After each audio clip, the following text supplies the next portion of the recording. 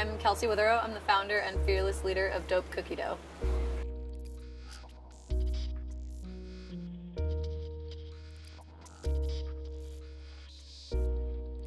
Oh, definition of my day, pure craziness. Yeah, these days there is no like defined day. I am still the CMO, CEO, currently the COO, handling all the operations and IT issues and all that good stuff. I cleaned out the mop closet this morning. I'm still doing it all. So we're definitely still a small growing business and really hands-on. I like to spend my day doing more of the business development, partnership growth, and that stuff's really exciting. So in September of, must have been 2018, no, September of 2017, not too long after starting this company in April, we were going to be opening our first sort of brick and mortar, if you will. It was like a kiosk on Market Street. But it was going to be mine, and I was so excited for it. And one of the things we decided to do for that, was to put a discount on the event saying, if you walk up and say it's dope to be sober, you'll get 20% off, because we were opening on my 2-year sobriety anniversary. And so I was just so blown away by the response that we got from the public when I had put that out there, because it was really the first time I had even mentioned it publicly. It wasn't part of my story before. I hadn't thought to share it. And just that little bit had people reaching out saying hey, I'm 2 weeks sober, do you have any advice of somewhere I could go in the city, or great meetings for the AA community, or someone saying I'm 13 years sober and I've never told anyone. It's so crazy to see how open you are. I'm really inspired. I'm thinking about telling someone, or just holy cow, what an impact I could have. Eating it makes me really happy, but I also love making it, and I like the presentation of it all, and I like seeing people smile when they see what you've made. So it started when I was really young, though. My mom, my stepmom, and my Nana are all amazing bakers, or were. My Nana passed away just over 2 years ago, and yeah, she and I have spent a lot of time in the kitchen, so I've definitely gotten that love affair of desserts from my family.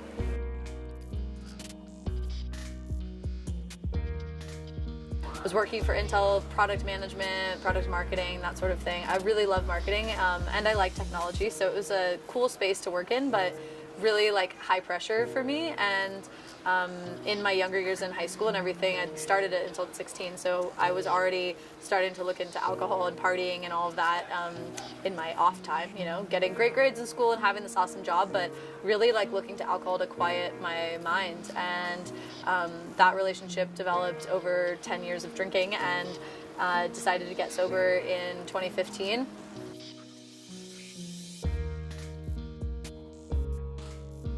Yeah, this was the first brick and mortar on Pier 39, and it was awesome because I grew up in Sacramento, so this was a part of my childhood, was coming here, and the idea that I'm a part of all these other family vacations and other childhoods is really special.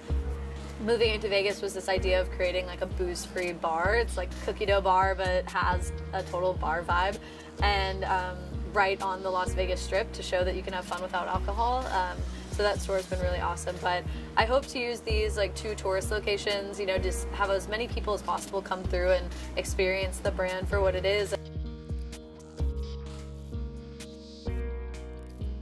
Well, it's kind of a cascading thing that happens in your life where, when I made that decision, there were 28 things I wrote down on a list, 28 incidents of would just absolutely be appalled if that had ever happened again. And a normal person probably would have been one of those is enough, I won't ever drink again. But I literally have this list of 28 things that I can go back and read to remember, it's not just a I'll figure it out thing. This is a recurring problem that I was having. But it really took until one final hurrah. I was 24 at the time and in Barcelona on a work trip, and started drinking at 10 a.m. when I landed, and came to at 3:30 in the morning. Would be apologizing for a bunch of stuff I didn't remember, had lost a boyfriend of 4 years, and I just realized, the relationship with him, or the relationship with myself, or anyone else, could never be healthy again if I kept alcohol in my life. So decided that morning in Barcelona to stop drinking, and I found an English-speaking AA meeting that morning, and I haven't had a sip of alcohol since. just madness. I come up with my flavors trying out all of the crazy things that are in this city. I mean, San Francisco has a lot of awesome restaurateurs and amazing pastry chefs, and seeing like flavor combinations that go on in a croissant, like I could replicate that in cookie dough, or something that's making a really amazing cheesecake or something of the sort. Like I could figure out how to put it in cookie dough. It's just like ice cream, you know, it's so versatile with what flavors you can fold into it.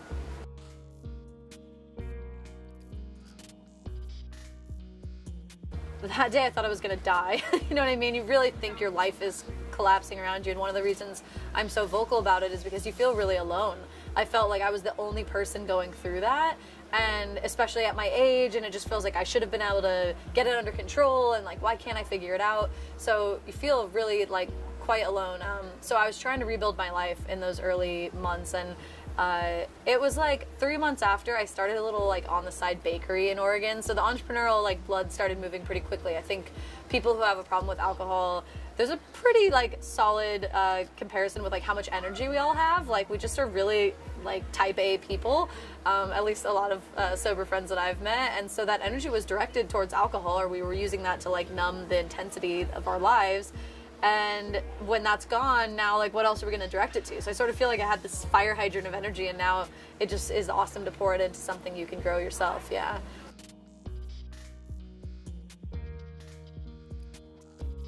Yeah, just that people are facing this like tenfold, you know, and we're all so quiet and shrouded around it, whether it's addiction or mental health concerns. Like it's something that people want to talk about. And so the louder we got about it, I was like, this really is important for the world.